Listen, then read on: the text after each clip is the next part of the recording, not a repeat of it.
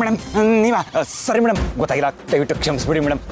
ನೀನು ನಾನು ಸುಬ್ಬು ಬಾಮೈದ ಸಾಲಿಗ್ರಾಮ ನಿಮ್ಮ ಜೊತೆ ಕಾರಲ್ಲಿ ಬಂದಿದ್ದೆ ಕಡ್ಲೆಪುರಿ.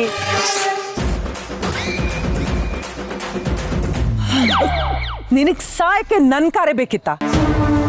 ದಾರಿಯಲ್ಲಿ ನೋಡ್ಕೊಂಡು ಓಡಾಡೋದಲ್ವಾ? ನಾಚಿಕೆ ಮಾನ ಮರ್ಯಾದೆ ಏನಿಲ್ಲ ಅಲ್ವಾ? ಕಾರ್ ಟಚ್ಚೇ ಆಗಿಲ್ಲ, ಅದಕ್ಕೆ ಮುಂಚೆನೆ ಬಿದ್ದು ಒದ್ದಾಡ್ತಿದ್ಯಾ. ಮೇಡಮ್ ತಪ್ಪಾಗೋಯ್ತು ಮೇಡಮ್, ಸಾರಿ ಮೇಡಮ್, ದಯವಿಟ್ಟು ಕ್ಷಮಿಸ್ಬಿಡಿ. ನಿಮ್ಮ ಈ ಕೈನ ಕಾಲು ಅಂತ ಅಂದ್ಕೊಂಡು ನಾನು ತಲೆ ಮೇಲೆ ಇಟ್ಕೊಂಡು ನಮಸ್ಕಾರ ಮಾಡ್ಕೊಡ್ತೀನಿ ಮೇಡಮ್, ದಯವಿಟ್ಟು ಕ್ಷಮಿಸ್ಬಿಡಿ ಮೇಡಮ್. ಏನು ಮಾಡೋದು ಮೇಡಮ್, ಜೀವನದಲ್ಲಿ ಅಂದ್ಕೊಂಡಿದ್ದು ಯಾವುದೂ ಆಗ್ತಾ ಇಲ್ಲ ಮೇಡಮ್. ಬದುಕಬೇಕು ಅಂತ ಅನ್ಸುತ್ತೆ, ಆದರೆ ಬದುಕೋಕ್ಕಾಗ್ತಾ ಇಲ್ಲ ಮೇಡಮ್. ಬದುಕಬೇಕು ಅಂತಂದರೆ ಮನೇಲಿರಬೇಕು ಮೇಡಮ್, ಮನೇಲಿರಬೇಕು ಅಂತಂದರೆ ನನಗೆ ಕೆಲಸ ಬೇಕು ಮೇಡಮ್. ನಾನು ಕೆಲಸ ಮಾಡಬೇಕು ಅಂತಂದರೆ ನನಗೆ ಯಾರೂ ಕೆಲಸನೇ ಕೊಡ್ತಾ ಇಲ್ಲ ಮೇಡಮ್. ಏನು ಮಾಡೋದು ಅಂತಲೇ ಗೊತ್ತಾಗ್ತಾ ಇಲ್ಲ ಮೇಡಮ್. ಮನೇನ ನಾನೇ ನಡೆಸಬೇಕಾಗಿದೆ, ಅದಕ್ಕೆ ಈ ಥರ ರೋಡಲ್ಲಿ ಅಲಿತಾ ಇದ್ದೀನಿ ಮೇಡಮ್. ನೀನ್ ದುಡ್ದು ಮನೆ ನಡೆಸ್ಬೇಕಾ? ಅಂತ ಕಷ್ಟ ಇದೆಯಾ ಮನೇಲಿ? ಅಯ್ಯೋ ಅದನ್ನ ಯಾಕೆ ಕೇಳ್ತೀರಾ ಮೇಡಮ್? ಅಯ್ಯೋ ನೀವೇನೋ ನಿಮ್ಮ ಮನೆ ಮಗಳನ್ನ ಮದುವೆ ಮಾಡಿ ನಮ್ಮ ಮನೆಗೆ ಕಳಿಸ್ಕೊಟ್ಬಿಟ್ರಿ. ಇಲ್ಲ ಮೇಡಮ್, ಸಾರಿ, ಅವಳಾಗಿದ್ದವಳೆ ಬಂದು ನಮ್ಮ ಮನೇಲಿ ವಕ್ಕರ್ಸ್ಕೊಂಡ್ಳು. ಅಯ್ಯಮ್ಮ ಬಂದಾಗ್ಲಿಂದ ಮನೆ ಎಲ್ಲ ಅಲ್ಲೋಲ ಕಲ್ಲೋಲ ಮೇಡಮ್, ಫುಲ್ ಬೆಂಕಿ ಬಿರುಗಾಳಿ. ಆ ಚಂಡಿ ಚಾಮುಂಡಿ ಬಂದಾಗ್ಲಿಂತ ನಮ್ಮ ಮನೇಲಿ ಯಾರಿಗೂ ನೆಮ್ಮದಿನೇ ಇಲ್ಲದಂಗಾಗ್ಬಿಟ್ಟಿದೆ ಮೇಡಮ್. ನಿಮ್ಮ ಮನೆ ಮಗಳ ಬಗ್ಗೆ ಹಿಂಗೆ ಹೇಳ್ತೀನಿ ಅಂತ ತಪ್ಪು ತಿಳ್ಕೊಬಿಡಿ ಮೇಡಮ್. ಕೆಲಸ ಮಾಡಬೇಕು, ಕೆಲಸ ಮಾಡಲಿಲ್ಲ ಅಂತಂದರೆ ಕಾಲು ಕಸದ್ಕಿಂತ ಕೀಳಾಗಿ ನೋಡ್ತಾರೆ ಮೇಡಮ್. ಅದಕ್ಕೆ ಈ ಥರ ಕೆಲಸ ಹುಡ್ಕೊಂಡು ರೋಡಲ್ಲಿ ಅಲ್ದಾಡ್ತಾ ಇದ್ದೀವಿ ಮೇಡಮ್. ಅದಕ್ಕೆ ಇಂಥ ಹಾಳು ಐಡಿಯಾ ಬಂತು ಮೇಡಮ್ ಈ ಮಂಕ್ ಬುದ್ಧಿಗೆ. ಏನು ಮಾಡೋದು ಮೇಡಮ್, ಯಾವ್ದಾದ್ರು ಶ್ರೀಮಂತರ ಗಾಡಿ ಬರ್ತಾ ಇದ್ದಂಗೆ ನಾನೇ ಹೋಗಿ ಬಿದ್ದು ಗುದ್ದುಬಿಟ್ರಲ್ಲ ಅಂಥೇಳಿ ಅವ್ರ ಹತ್ರ ಸ್ವಲ್ಪ ಕಾಸು ಕೆಲಸನ ಗಿಟ್ಟಿಸ್ಕೊಳ್ಳೋಣ ಅಂತ ಅನ್ಕೊಂಬಿಟ್ಟೆ ಮೇಡಮ್. ದಯವಿಟ್ಟು ಕ್ಷಮಿಸಿ ಮೇಡಮ್. ದುಡ್ಡಿನ ಆಸೆಗೆ ಈ ಥರ ದಡ್ಡಂತರ ಆಡ್ಬಿಟ್ಟು ಮೇಡಮ್. ದಯವಿಟ್ಟು ಈ ವಿಷಯನ ಸುಬ್ಬುಗಾಗಲಿ ಅವನ ಹೆಂಡತಿಗಾಗಲಿ ಹೇಳ್ಬೇಡಿ ಮೇಡಮ್, ದಯವಿಟ್ಟು ಕ್ಷಮಿಸ್ಬಿಡಿ ಮೇಡಮ್. ಸರಿ ಸರಿ ಹೋಗು, ಇನ್ಯಾವತ್ತೂ ಈ ಥರ ಕೆಲಸ ಮಾಡಬೇಡ, ಗೊತ್ತಾಯ್ತಾ ಮೇಡಮ್? ಅಯ್ಯೋ ಕ್ಷಮೆಯ ದೊರಿತ್ರಿ ಮೇಡಮ್ ನೀವು. ಇಷ್ಟು ಬೇಗ ಕ್ಷಮಿಸ್ತೀರ ಅಂತ ಅಂದ್ಕೊಂಡೇ ಇರಲಿಲ್ಲ ಮೇಡಮ್. ನಿಮ್ಮ ಹೃದಯ ಎಷ್ಟು ವಿಶಾಲವಾದದ್ದು ಅಂತಂದರೆ ನಮ್ಮನೆ ಹಾಲ್ಕಿಂತ ದೊಡ್ಡದು ಮೇಡಮ್. ಥ್ಯಾಂಕ್ ಯು ಮೇಡಮ್, ಬರ್ತೀನಿ ಮೇಡಮ್. ಒಂದು ನಿಮಿಷ ಮೇಡಮ್, ತಪ್ಪಾಯ್ತು ಅಂತ ಕೇಳಿದ್ನಲ್ಲ ಮೇಡಮ್, ಮತ್ತೆ ಕಪಾಳ ಕುಡಿಯೋದೆಲ್ಲ ಇಟ್ಕೊಬೇಡಿ. ಅಯ್ಯೋ ಅಂಥದ್ದೇನಿಲ್ಲ, ಒಂದು ನಿಮಿಷ ವೆಯ್ಟ್ ಮಾಡು.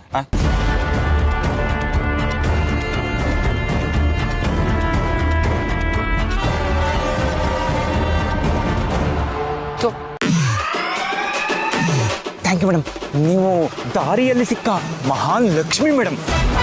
ಮೇಡಮ್ ನಿಮ್ಮ ಈ ಋಣವನ್ನು ನಾನು ಯಾವತ್ತೂ ಮರೆಯಲ್ಲ ಮೇಡಮ್. Thank you madam. ಏನಂತೆ? ನಿಮ್ಮ ಋಣನ ಯಾವತ್ತೂ ಮರೆಯಲ್ಲ ಅಂತಂದೆ madam. Madam thank you madam.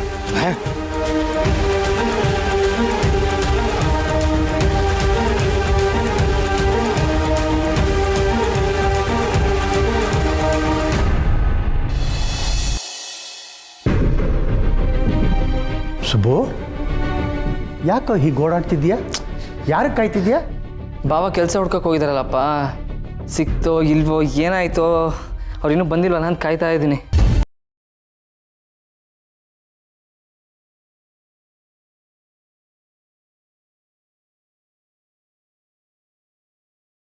ಎಲ್ಲಿ ಸಿಗುತ್ತೆ ಸುಬ್ಬು?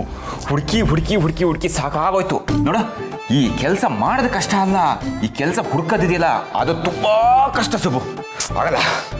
ರೀ ತಗೊಳ್ಳಿ, ಓಡಾಡಿ ಓಡಾಡಿ ಸುಸ್ತಾಗಿರ್ತೀರಾ, ನೀರು ಕುಡೀರಿ. ಬೇಡ ಕಣೆ, ನನಗೆ ಈ ಮನೆಯಲ್ಲಿ ಒಂದು ಲೋಟ ನೀರು ಕುಡಿಯೋ ಯೋಗ್ಯತೆಯೂ ಇಲ್ಲ.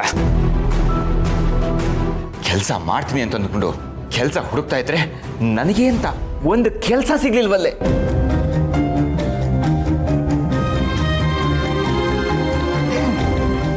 ಏನ್ರಿ ನೀವು ಇಷ್ಟಕ್ಕೆಲ್ಲ ಯಾರಾದರೂ ಬೇಜಾರು ಮಾಡ್ಕೋತಾರ? ಅಲ್ಲ, ಹುಟ್ಟಿದ ಮಗು ಇದ್ದಕ್ಕಿದ್ದಾಗ ಎದ್ದು ನಿಂತ್ಕೊಳತ್ತಾ? ಇಲ್ಲ ತಾನೇ. ಮೊದಲು ತೆವಳ್ಬೇಕು, ಆಮೇಲೆ ಬೀಳ್ಬೇಕು, ಆಮೇಲೆ ಎದ್ದು ನಿಲ್ಬೇಕು, ಆಮೇಲೆ ಓಡಾಡೋದು ಜಿಗಿಯೋದು ಎಲ್ಲ.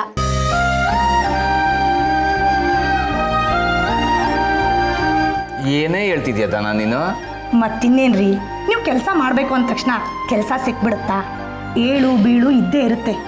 ಜೀವನ ಅನ್ನೋದು ಒಂದು ಪರೀಕ್ಷೆ ಇದ್ದಾಗೆ, ಹಾಗೆ ಕೆಲಸ ಸಿಗೋದು ಕೂಡ ಒಂದು ಪರೀಕ್ಷೆನೇ.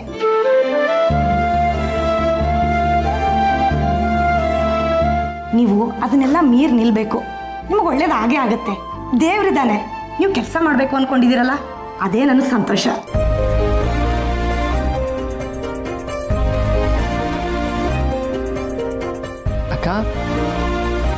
ಇವೆಲ್ಲ ನೀನು ಹೇಳ್ತಾ ಇದೀಯಾ? ಹವಾ, ಕೊನೆಗೂ ನಿನ್ನ ಮುಖದಲ್ಲಿ ಖುಷಿ ನೋಡಿ ನನಗೆ ಖುಷಿ ಆಗ್ತಾ ಇದೆ. ಅಲ್ಲ, ಬಾಬುನ್ ಕೆಲಸ ಸಿಕ್ಕಿಲ್ಲ ಅಂದಮೇಲೆ ಇಷ್ಟು ಖುಷಿ ಆಗಿದೆಯಲ್ಲ ಅಕ್ಕ? ಅಯ್ಯೋ ದಡ್ಡ, ನಿಮ್ಮ ಬಾವಂಗೆ ಕೆಲಸ ಸಿಗುತ್ತೋ ಬಿಡುತ್ತೋ ಅದೆಲ್ಲ ಮುಖ್ಯ. ಅವ್ರು ಕೆಲಸ ಮಾಡಬೇಕು ಅಂತ ಯೋಚನೆ ಮಾಡಿದಾರಲ್ಲ, ಅದು ಮುಖ್ಯ. ಅವ್ರು ದುಡ್ದು ನಮ್ಮನ್ನೆಲ್ಲ ಸಾಕ್ತೀನಿ ಅಂತ ಹೇಳ್ತಿದಾರಲ್ಲ, ಅದಕ್ಕಿಂತ ಸಂತೋಷ ಇನ್ನೇನ್ ಬೇಕು ಹೇಳು?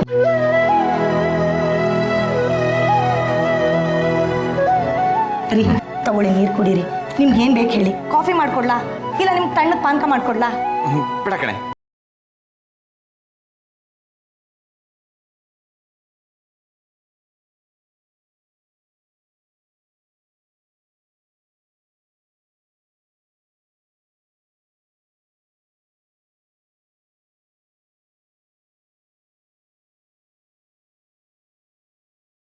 ಕೆಲಸ ಕೊಡಿಸ್ಬೋದಕ್ಕ, ಆದರೆ ನಾನು ಕೊಡಿಸೋ ಕೆಲಸ ಭಾವಂಗೆ ಇಷ್ಟ ಆಗಬೇಕು. ಅದರಲ್ಲೂ ಮನೆಗೆ ಹತ್ತಿರ ಇರಬೇಕು ಕೆಲಸ. ಅಂಥ ಕೆಲಸ ಯಾವುದಿದೆಯಪ್ಪ ನಾನು ಯೋಚನೆ ಮಾಡ್ತಾ ಇದ್ದೀನಿ.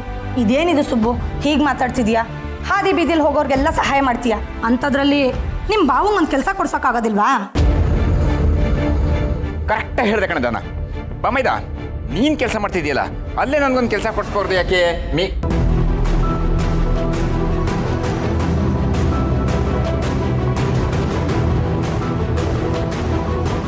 ಏನು ಹೇಳ್ಕೊಟ್ಟಿದ್ದೀರಾ ಬಾವ? ಏನು ಹೇಳ್ತಾ ಇದ್ರಿ ಹೇಳಿ ನೀವು? ಅಲ್ಲ, ಮಿನಿಸ್ಟ್ರ್ ಇನ್ಫ್ಲೂಯೆನ್ಸ್ ನಿನಗಿರುವಾಗ ಅವ್ರ ಕಡೆ ಇನ್ಫ್ಲೂಯೆನ್ಸ್ ಮಾಡಿಸಿ ನನಗೊಂದು ಕೆಲಸ ಕೊಡಿಸ್ಬೋದಲ್ಲ ಅಂತ ಕೇಳಕ್ಕೆ ಬಂದೆ. ಹಾಂ,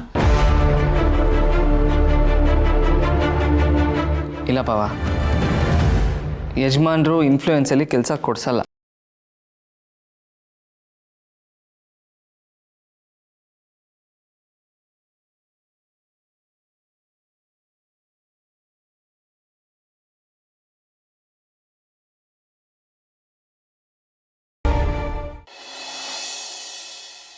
ವಾಟ್?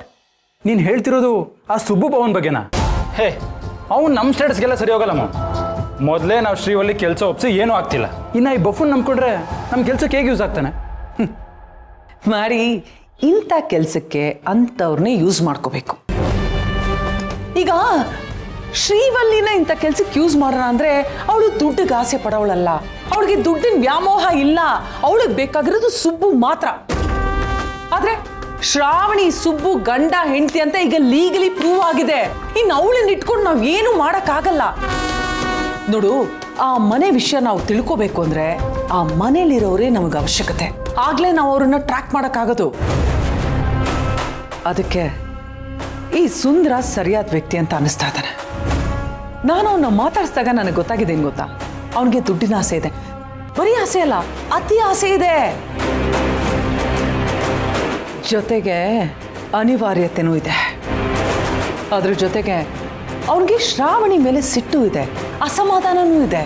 ಆದರೆ ಅದನ್ನು ಅವ್ನು ಹೇಳ್ಕೊತಿಲ್ಲ ಅಷ್ಟೇ. ಮಮ್, ಅಂದರೆ ಅವ್ನು ದುಡ್ಗೋಸ್ಕರ ಏನು ಬೇಕಾದರೂ ಮಾಡ್ತಾನೆ. ಅಫ್ಕೋರ್ಸ್ ಅವ್ನು ಮಾಡ್ತಾನೆ. ನಾವು ಯಾಕೆ ಹೇಳ್ತಿದ್ದೀವಿ, ಏನು ಹೇಳ್ತಿದ್ದೀವಿ ಅಂತ ಅರ್ಥ ಮಾಡ್ಕೊಳ್ಳೋಂಥ ಬುದ್ಧಿವಂತಿಕೆನೂ ಅವನಿಗಿಲ್ಲ. ಅವನು ಯೋಚನೆ ಮಾಡೋದು ಬರೀ ದುಡ್ಡಿನ ಬಗ್ಗೆ ಮಾತ್ರ. ಮಂಗನ ಕೈಯಲ್ಲಿ ಮಾಣಿಕ್ಯನ್ ಬೇಕಾದ್ರೆ ನಾವು ಕದ್ದಿಸ್ಕೋಬಹುದು, ಆದರೆ ಮಂಗನಿಗೆ ಬೇಕಾಗಿರೋದು ಬಾಳೆಹಣ್ಣಷ್ಟೇ.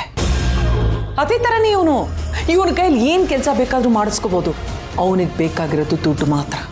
ಮಮ್, ಆದರೂ ಅಲ್ಲ, ಎರಡನೇ ಯೋಚನೆ ಮಾಡಬೇಡ. ಅವನು ದುಡ್ಡಿಗೋಸ್ಕರ ಏನು ಬೇಕಾದ್ರೂ ಮಾಡ್ತಾನೆ. ಅವನು ದುಡ್ಡಿಗೆ ಕಾಸಿಗೋಸ್ಕರ ತನ್ನನ್ನು ತಾನೇ ಆಕ್ಸಿಡೆಂಟ್ ಮಾಡ್ಕೊಳ್ಳೋಕೆ ಹೊರಟವನು. ಹಾಗಿರ್ಬೇಕಾದ್ರೆ ದುಡ್ಡು ಕೊಡ್ತೀವಿ ಅಂದರೆ ಅವ್ನು ಯಾವ ದೊಡ್ಡ ಕೆಲಸ ಬೇಕಾದ್ರೂ ಮಾಡ್ತಾನೆ. ಹಾಗಾಗಿ ಸದ್ಯಕ್ಕೆ ನಮ್ಮ ಟಾರ್ಗೆಟ್ ಈಗ ಅವನೇ. ನಾವು ಅವನಿಗೆ ಕೆಲಸ ಕೊಡ್ತೀವಿ, ಹಣ ಕೊಡ್ತೀವಿ ಅಂತ ಆಸೆ ಹುಟ್ಟಿಸಿದ್ರೆ ಅವನು ಬಾಲ ಅಳ್ಳಾಡಿಸ್ಕೊಂಡು ನಮ್ಮ ಜೊತೆನೆ ಬಿದ್ದಿರ್ತಾನೆ.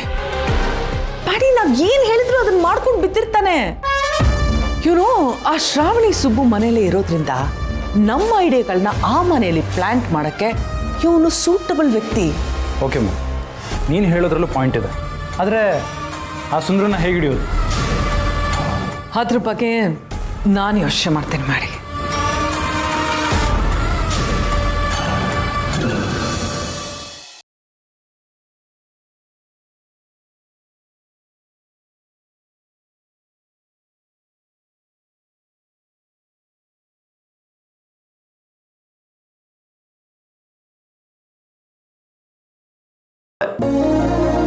ಶ್ರಾವಣಿ ಮೂರೆ, ನಮ್ಮ ಅಳಿಂದ್ರು ಕೆಲ್ಸಕ್ಕೆ ಹೋಗಿ ಸಂಬಳ ತರ್ತಾರೋ ಇಲ್ವೋ ಗೊತ್ತಿಲ್ಲ, ಆದರೆ ಅಳಿಂದ್ರು ಕೆಲ್ಸಕ್ಕೆ ಹೋಗೋ ವಿಷಯ ತಿಳಿದು ನನ್ನ ಮಗಳು ಖುಷಿಯಿಂದ ಹಾರಾಡ್ತಿದ್ದಾಳೆ. ಇಷ್ಟು ಮಾತ್ರ ಅಲ್ಲ, ಅವಳು ಮದುವೆ ಆದ ದಿನದಿಂದ ಇಲ್ಲಿವರೆಗೂ ಅವಳು ಖುಷಿಯಾಗಿದ್ದಿದ್ದೆ ನಾವು ನೋಡಿರಲಿಲ್ಲ. ಇವತ್ತು ಎಷ್ಟು ಖುಷಿಯಾಗಿದ್ಲು. ಎತ್ತ ತಂದೆ ತಾಯಿಗಳಿಗೆ ಇದಕ್ಕಿಂತ ಇನ್ನೇನು ಬೇಕು ಹೇಳಿ? ಇದರಲ್ಲಿ ನನ್ನ ದೊಡ್ಡಸ್ತಿಕೆ ಏನೂ ಇಲ್ಲ. ನಿಮ್ಮ ಅಳಿಯಂಗೆ ಕೆಲಸ ಮಾಡಬೇಕು ಅಂತ ಅನಿಸಿದೆ, ಅದಕ್ಕೋಸ್ಕರ ನಿಮ್ಮ ಮಗಳು ಖುಷಿಯಾಗಿದ್ದಾರೆ. ಸುಮ್ಮನೆ ರೀ ಶ್ರಾವಣಿ ಮೊರೆ, ಇದೆಲ್ಲ ನಡೀತಾ ಇರೋದು ನಿಮ್ಮಿಂದ. ವರಲಕ್ಷ್ಮಿಗೆ ಮದುವೆ ಮಾಡಿಸಿ ಅತ್ತೆ ಮನೆಗೆ ಕಳಿಸ್ಕೊಟ್ರಿ, ಈಗ ಧನಲಕ್ಷ್ಮಿ ಜೀವನಕ್ಕೆ ದಾರಿ ಮಾಡಿಕೊಡ್ತಿದ್ದೀರಾ. ಇದೆಲ್ಲ ನಡೀತಾ ಇರೋದು ನಿಮ್ಮಿಂದ ಶ್ರಾವಣಿ ಮೊರೆ. ಬರೀ ಇಷ್ಟು ಮಾತ್ರ ಅಲ್ಲ, ನನ್ನ ಇಬ್ಬರು ಹೆಣ್ಮಕ್ಳ ಜೀವನನೂ ದಡ ಸೇರಿಸಿ ನನಗೆ ಸುಬ್ರಹ್ಮಣ್ಯನ ಮೇಲೆ ಇದ್ದಿದ್ದ ಕೋಪನ ತಣ್ಣಗೆ ಮಾಡಿಸಿ ನಮ್ಮನ್ನು ಒಂದು ಮಾಡಿದ್ರಿ. ಶ್ರಾವಣಿ ಅಮ್ಮ ಈ ಮನೆಗೋಸ್ಕರ ಇಷ್ಟೆಲ್ಲ ಮಾಡುವಾಗ ನಾವು ಮಾತ್ರ ಶ್ರಾವಣಿ ಅಮ್ಮನಿಗೆ ಏನು ಮಾಡೋಕ್ಕಾಗ್ತಿಲ್ವಲ್ರಿ? ಹೌದು ಕಣೆ ವಿಶಾಲು, ಅವರಿಂದ ನಾವು ಪಡ್ಕೋತಾ ಇದ್ದೀವೇ ಹೊರತು ಅವ್ರಿಗೆ ನಾವು ಏನೂ ಮಾಡ್ತಾ ಇಲ್ಲ ಕಣೆ. ಮಾವ ಯಾಕೆ ಹಂಗೆ ಮಾತಾಡ್ತೀರಾ? ನಾನು ಈ ಮನೆ ಸೊಸೆ, ನೀವಿಬ್ರು ನನಗೋಸ್ಕರ ಬೆಟ್ಟದಷ್ಟು ಪ್ರೀತಿ ಕೊಡ್ತಿದ್ದೀರಾ. ನನಗೆ ಇನ್ನೇನು ಬೇಕು ಹೇಳಿ? ಅದು ಅಲ್ಲದೆ ಇದು ನನ್ನ ಮನೆ, ಈ ಮನೆಯಲ್ಲಿರೋರು ಎಲ್ಲರೂ ನನ್ನವರು. ಈ ಮನೆ ನೆಮ್ಮದಿನ ಕಾಪಾಡ್ಕೋಬೇಕಾಗಿರೋದು ನನ್ನ ಕರ್ತವ್ಯ. ನನ್ನ ಪ್ರಾಣ ಹೋಗುವಂಥ ಪರಿಸ್ಥಿತಿ ಬಂದರೂ ಈ ಮನೆಗೆ ತೊಂದರೆ ಆಗೋಕ್ಕಾಗಲಿ, ಈ ಮನೆ ನೆಮ್ಮದಿ ಹಾಳಾಗೋದಕ್ಕಾಗಲಿ ನಾನು ಬಿಡಲ್ಲ.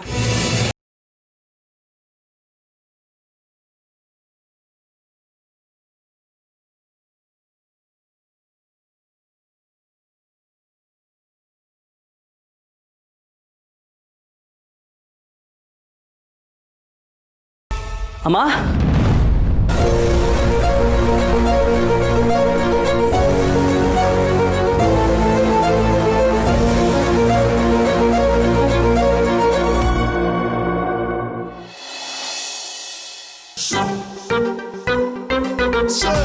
ತರಿತ್ರವೇ ಅದೇನು ಸೀಕ್ರೆಟು ಇಲ್ಲೇ ಬೊಗಳಿಸಿ ಸಾಯೋ. ಮಮ್ಮಿ, ಇವತ್ತೇನಾಯ್ತು ಗೊತ್ತಾ ಮಮ್ಮಿ? ಏನಾಯ್ತು? ನಿಧಿಗಿದಿ ಸಿಕ್ತೇನೋ? ನಿಧಿ ಅಲ್ಲ ಮಮ್ಮಿ, ವಿಧಿ ಆಟ ಇವತ್ತು ವಿಚಿತ್ರವಾಗಿತ್ತು. ನಾನು ಕೆಲಸ ಹುಡ್ಕೊಂಡು ರಸ್ತೆಯಲ್ಲಿ ಹಾಗೆ ಹೋಗ್ತಾ ಇದ್ನ, ಏನು ಮಾಡೋದನ್ನು ಗೊತ್ತಾಗಿಲ್ಲ. ಹಾಗೆ ಒಂದು ಕಾರು ಸ್ಪೀಡಾಗಿ ಬರ್ತಿತ್ತು. ಇನ್ನೇನು ಬಂದು ನನಗೆ ಗುದ್ದು ಬಿಡಬೇಕು ಅನ್ನೋ ಟೈಮಲ್ಲಿ ನಾನೇ ಬಿದ್ದೋಗ್ಬಿಟ್ಟೆ. ಇನ್ನೇನು ಮಾಡೋದು ಮಮ್ಮಿ? ಬಿದ್ದು ಅಯ್ಯಯ್ಯೋ ಕೈ ಕಾಲು ಮುರಿದಾಕ್ಬಿಟ್ರಲ್ಲ ಸಾರ್, ಏನು ಮಾಡೋದು ಸಾರ್, ಈಗ ನಾನು ಹೆಂಗೆ ಸಾರ್ ಜೀವನ ಮಾಡೋದು ಅಂತ ಹತ್ತು ಕರೆದು ಅವ್ರ ಹತ್ರಕ್ಕೆ ಸಿಂಪತಿಗೆ ಇಟ್ಟಿಸ್ಕೊಂಡು ನೀವೇ ಒಂದು ಕೆಲಸ ಕೊಡ್ಸಿ ಅಂತ ಅವ್ರ ಹತ್ರ ಕೇಳ್ಕೊಳ್ಳೋಣ ಅಂತ ಐಡಿಯಾ ಮಾಡಿದ್ದೆ. ಒಳ್ಳೆ ಐಡಿಯಾ ಕಣ. ಕಾರಿರೋರೆಲ್ಲ ಶ್ರೀಮಂತರೆ, ಅಲ್ಲೂ ಇಲ್ಲೂ ಪಾಪ ಅನ್ಕೊಂಡು ಕೆಲಸ ಕೊಡಿಸಿದ್ರು ಕೊಡಿಸ್ತಿದ್ರೇನೋ. ಆಮೇಲೆ ಏನಾಯ್ತು ಹೇಳ? ಅಯ್ಯೋ, ಆಮೇಲೆ ಏನಾಗದ, ಆ ಕಾರಿಂದ ಒಬ್ರು ಹಿಡಿದ್ರು. ನಾನು ಯಾರು ಅಂತ ನೋಡಿದೆ. ಯಾರು? ಮಿನಿಸ್ಟ್ರು ಅಕ್ಕ ವಿಜಯಾಂಬಿಕಾ. ಹಾಲು ಮಾರೋಳೇನು? ಪರವಾಗಿಲ್ಲ ಕಣ. ಸುತ್ತಿ ಬಳಸಿ ಅವ್ರು ನಮ್ಮ ಸುತ್ತನೇ ಸುತ್ತಾ ಇದ್ದಾರೆ. ಹಂಗೂ ಹಿಂಗೂ ಮಾಡಿ ಅವ್ರ ಹತ್ರನೇ ಒಂದು ಕೆಲಸ ಕೇಳ್ಬಿಡ್ಬೇಕಾಯ್ತು. ಅಯ್ಯೋ ಸೋಮ್ನೀರ್ ಮಮ್ಮಿ, ಆ ಅಮ್ಮನ ನೋಡ್ತಿದ್ದಂಗೆ ಗಾಬರಿಲಿ ನನಗೆ ಮಾತೇ ಬರಲಿಲ್ಲ. ಏನು ಮಾಡಬೇಕು ಅಂತಲೇ ಗೊತ್ತಾಗಲಿಲ್ಲ. ಹಂಗೆ ನಿಂತ್ಬಿಟ್ಟೆ. ಹಂಗೂ ಹಿಂಗೂ ನಾ ಏನಾರ ಆ ಅಮ್ಮನ ಹತ್ರ ಕೆಲಸ ಕೇಳಿದ್ರೆ ಸೀದಾ ಕರ್ಕೊಂಡೋಗಿ ಆ ಮಿನಿಸ್ಟ್ರ್ ಮುಂದೆ ನಿಲ್ಲಿಸ್ಬಿಟ್ಟಿದ್ರೆ ಏನು ಮಾಡಬೇಕಿತ್ತು? ನಿಲ್ಲಿಸ್ಲಿ ಬಿಡ. ಶಿಕ್ಷೆ ಕೊಡಬೇಕು ಅನ್ಕೊಂಡಿರೋರ ಹತ್ರನೇ ಭಿಕ್ಷೆ ಕೇಳಿಬಿಟ್ರೆ ಪ್ರಾಬ್ಲಮ್ ಸಾಲ್ವ್. ಏನು ಹೇಳ್ತಿದ್ಯಾ ಮಮ್ಮಿ?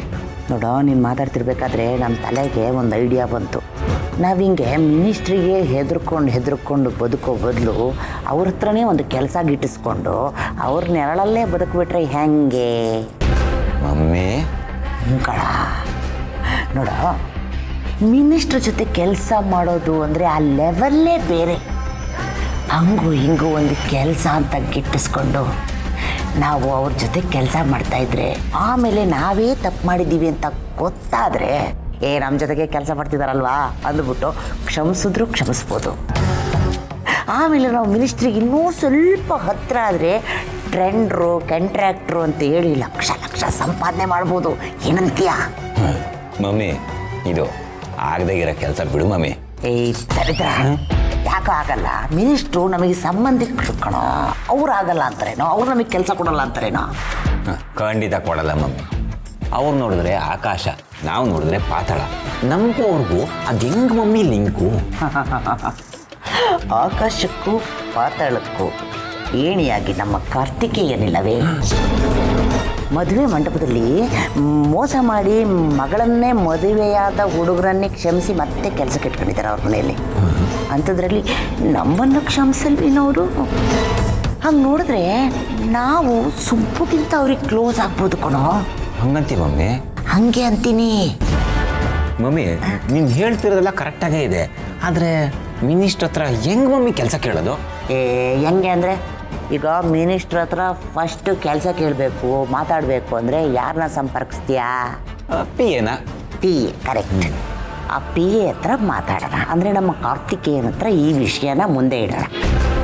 ನೋಡಪ್ಪ, ನನ್ನ ಮಗನಿಗೆ ಒಂದು ಕೆಲಸ ಕೊಡು ಅಂತ ಕೇಳ್ತೀನಿ, ಅಥವಾ ನೀನೇ ಬಾವ ನನಗೊಂದು ಕೆಲಸ ಕೊಡಿಸು ನಿನ್ನ ಹತ್ರನೇ ಅಂತ ಕೇಳು. ಅಲ್ಲ, ನೀನು ಮನೆ ಬಿಟ್ಟು ಹೋಗ್ಬೇಡ ಬಾವ ಅಂತ ಹೇಳ್ತಿದ್ನಲ್ಲ ಕಾರ್ತಿಕೇಯ, ಹಾಗೆ ನನ್ನ ಜೊತೆಗೆ ಇದ್ದು ಕೆಲಸ ಮಾಡ್ತಾರೆ ನಮ್ಮ ಭಾವ ಅಂತೇಳಿ ಮಿನಿಸ್ಟ್ರಿಗೆ ಹೇಳಿ ಒಂದು ಕೆಲಸ ಕೊಡಿಸಿದ್ರು ಕೊಡಿಸ್ಬೋದು. ಮಮ್ಮಿ, ಇದಾಗದೇ ಇರೋ ಕೆಲಸ. ಯಾಕೆ ಹೇಳು? ಶ್ರಾವಣಿ ಇದಕ್ಕೆ ಒಪ್ಪಬೇಕಲ್ಲ. ಏಯ್ ಸುಮೇರ, ನೋಡ, ಒಪ್ಪೋದು ಬಿಡೋದು ಆಮೇಲಿನ ಕೆಲಸ. ಮೊದಲು ನಮ್ಮ ಪ್ರಯತ್ನವನ್ನು ನಾವು ಮಾಡಬೇಕು. ಏನಂತೀಯಪ್ಪ? ಹ್ಞೂ ಅಂತೀನಿ ಮಮ್ಮಿ. ಅನ್ಲೇಬೇಕು.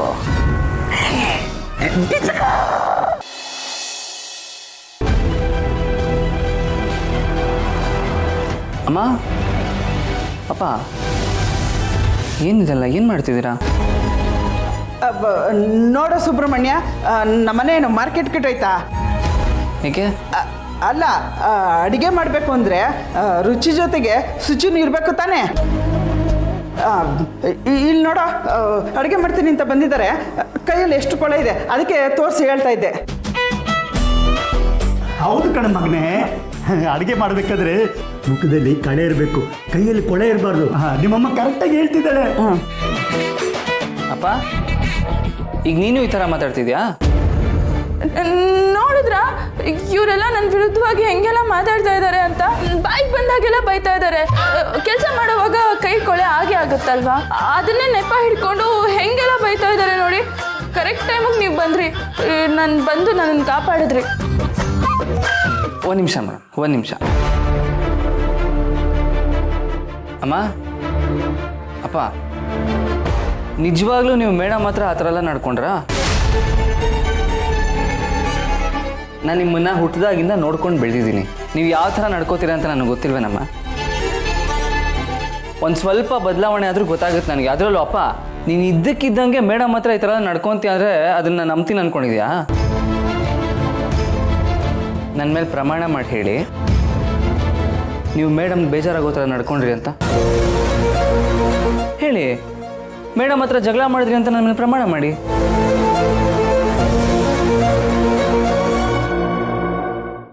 ರೀ, ದಯವಿಟ್ಟು ನನ್ನ ಕ್ಷಮಿಸ್ಬಿಡಿ.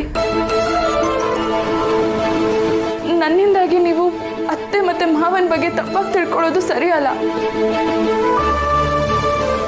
ಇವರಿಂದ ನನಗೆ ಯಾವ ತೊಂದರೆನೂ ಆಗಿಲ್ಲ. ಇವ್ರು ನನಗೆ ಯಾವತ್ತೂ ನೋವು ಕೊಟ್ಟಿಲ್ಲ. ನನ್ನ ಪಾಲಿನ ದೇವರು ಇವರು.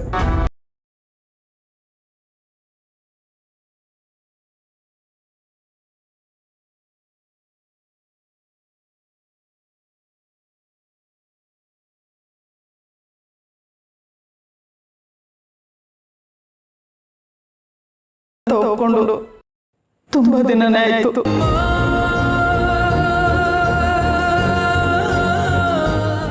ಅವ್ರ ಮೇಲೆ ಬೆಟ್ಟದಷ್ಟು ಪ್ರೀತಿ ಇಟ್ಕೊಂಡಿದ್ದೀನೋ.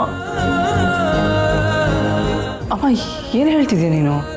ಹೌದು ಕಣಪ್ಪ, ಶ್ರಾವಣ್ಯಮ್ಮರು ಮನೆಗೆ ಬಂದಾಗ್ಲಿಂದನೂ ಅವ್ರ ಮೇಲೆ ಸುಮ್ಮನೆ ಕೂಗಾಡ್ತಿದ್ದೆ. ಬಾಯಿಗೆ ಬಂದಾಗೆಲ್ಲ ಎಷ್ಟೋ ಸರಿ ಮಾತಾಡಿದ್ದೀನಿ. ಆದರೆ ಅವ್ರ ಗುಣ ಏನೋ ಮನಸ್ಸೇನೋ ಅಂತ ಗೊತ್ತಾಯಿತು. ಅದಾದಮೇಲೆ ಇದ್ದಕ್ಕಿದ್ದಾಗೆ ಬದಲಾದರೆ ಎಲ್ಲರೂ ಏನು ಅನ್ಕೋತಾರೋ ಏನೋ ಅಂತ ಅವ್ರ ಮೇಲೆ ಈಗಲೂ ಕೋಪ ಇರೋ ಥರ ನಡ್ಕೋತಿರ್ತೀನಿ. ಹೌದು ಕಣ್ಮಗನೆ, ನಿಮ್ಮಮ್ಮ ಶ್ರಾವಣಿ ಅಮ್ಮವ್ರ ಜೊತೆ ಚೆನ್ನಾಗಿದ್ದಾಳೆ ಅಂತ ಗೊತ್ತಾದರೆ ಧನಲಕ್ಷ್ಮಿ ಸಿಟ್ಟು ಮಾಡ್ಕೊತಾಳೆ ಕಣೋ. ಅದೊಂದೇ ಕಾರಣಕ್ಕೆ ಮನಸ್ಸಲ್ಲಿ ಪ್ರೀತಿ ಇದ್ದರೂ ದ್ವೇಷ ಇರೋ ಥರ ಜಗಳ ಆಡ್ತಿರ್ತಾಳೆ. ಹಂಗಂದ್ರೆ ನೀವು ನಿಜವಾಗ್ಲೂ ಶ್ರಾವಣಿ ಮೇಡಮ್ನ ಏನೋ ಹಿಂಗಂತಿದ್ಯಾ? ಶ್ರಾವಣಿ ಅಮ್ಮ ಈ ಮನೆಗೆ ಕಾಲಿಟ್ಟ ಮೇಲೆ ವರನ್ ಮದುವೆ ಆಯಿತು. ನಾನು ನೀನು ಒಂದಾದ್ವಿ. ಧನಲಕ್ಷ್ಮಿ ಜೀವನನು ಹೀಗೊಂದು ದಾರಿಗೆ ಬರ್ತಾ ಇದೆ. ಇಷ್ಟೆಲ್ಲ ಕಾರಣ ಆಗಿರೋ ಶ್ರಾವಣಿ ಅಮ್ಮನ ಒಪ್ಕೊಳ್ಳಿಲ್ಲ ಅಂದರೆ ಆ ದೇವರಾದ್ರೂ ಮೆಚ್ಚುತ್ತಾನೇನೋ ನಮ್ಮನ್ನ. ಸಾರಿ. ಈ ಮನೇಲಿ ಎಲ್ಲರೂ ಪ್ರೀತಿನೂ ನಾನು ಗಳಿಸಿದ್ದೀನಿ. ಧನಲಕ್ಷ್ಮಿ ಅದಕ್ಕೆ ಜೀವನ ಸರಿ ಹೋದ್ಮೇಲೆ ಖಂಡಿತ ನನ್ನ ಉದ್ದೇಶ ಏನು ಅಂತ ಅವ್ರಿಗೂ ಗೊತ್ತಾಗುತ್ತೆ. ನನಗೆ ಅತ್ತೆ ಮಾವನ ಪ್ರೀತಿ ಸಿಕ್ಕಿದೆ, ಅವ್ರ ಸಪೋರ್ಟ್ ಸಿಕ್ಕಿದೆ. ಇಷ್ಟಿದ್ರೆ ಸಾಕು, ನಾನು ಪ್ರಪಂಚನೇ ಗೆಲ್ತೀನಿ. ನಾನಿಲ್ಲಿ ತುಂಬ ಸಂತೋಷವಾಗಿದ್ದೀನಿ. ನನಗೆ ಯಾವ ಬೇಜಾರು ಇಲ್ಲ. ಸುಮ್ಮನೆ ಏನೇನೋ ನಾಟಕ ಮಾಡಿ ನಿಮಗೆ ಟೆನ್ಷನ್ ಕೊಟ್ಬಿಟ್ಟ ಅಲ್ವಾ? ಸಾರಿ, ನನ್ನನ್ನು ಕ್ಷಮಿಸ್ಬಿಡಿ. ಅಯ್ಯೋ ಅಯ್ಯೋ ಅಯ್ಯೋ ಸಾಕು ಮೇಡಮ್, ಎಷ್ಟಲ್ಲಿ ಸಾರಿ ಸಾರಿ ಅಂತ ಕೇಳ್ತೀರಾ? ಕ್ಷಮಿಸೋ ಅಂತ ತಪ್ಪೇನು ನಡೆದೇ ಇಲ್ಲ ಇಲ್ಲಿ ನಡೆದಿರೋದೆಲ್ಲ ಸಂತೋಷದ ವಿಷಯನೇ. ಅಂತೂ ಅಪ್ಪ ಅಮ್ಮ ನಿಮ್ಮನ್ನು ಒಪ್ಕೊಂಡ್ರಲ್ಲ, ಅಷ್ಟೇ ಸಾಕು ನನಗೆ. ಅಮ್ಮ ನಿಮ್ಮ ಜೊತೆ ಜಗಳ ಆಡ್ದಾಗೆಲ್ಲ, ನಿಮ್ಮ ಬಗ್ಗೆ ಕೆಟ್ಟದಾಗಿ ಮಾತಾಡ್ದಾಗೆಲ್ಲ ನನ್ನ ಮನಸ್ಸಿಗೆ ತುಂಬ ಸಂಕಟ ಆಗ್ತಾಯಿತ್ತು. ಆದರೆ ಈಗ ಅಮ್ಮನೇ ನಿಮ್ಮ ಪ್ರೀತಿ ಒಪ್ಕೊಂಡ್ಮೇಲೆ ಅವ ಮನಸ್ಸಲ್ಲಿ ಇದ್ದಿದ್ದ ಭಾರ ಎಲ್ಲ ಕಮ್ಮಿ ಆಗೋಯ್ತು ನನಗೆ. ಅಂತೂ ನೀವು ಗೆದ್ಬಿಟ್ರಲ್ಲ ಮೇಡಮ್. ಹೌದಾ ಸುಬ್ಬು? ನಾನು ಗೆದ್ಬಿಟ್ನಾ? ಇಲ್ಲ, ನಾನು ನಿಜವಾಗ್ಲೂ ಗೆಲ್ಲೋದು ನಿಮ್ಮ ಪ್ರೀತಿ ಪಡ್ಕೊಂಡಾಗ. ಮೇಡಮ್ ಏನಾದರೂ ಹೇಳಿದ್ರಾ? ಇನ್ನೇನೋ ಹೇಳೋದಿದೆ. ಶ್ರಾವಣಿ ಅಮ್ಮನ ಈ ಮನೆ ಭಾಗ್ಯಲಕ್ಷ್ಮಿ ಅಂತ ಒಪ್ಕೊಂಡಾಯ್ತು. ಈ ಮನೆ ಮಹಾಲಕ್ಷ್ಮಿ, ಈ ಮನೆ ದೇವತೆ ಕಣೋ, ನನ್ನ ಮುದ್ದು ಸೊಸೆ.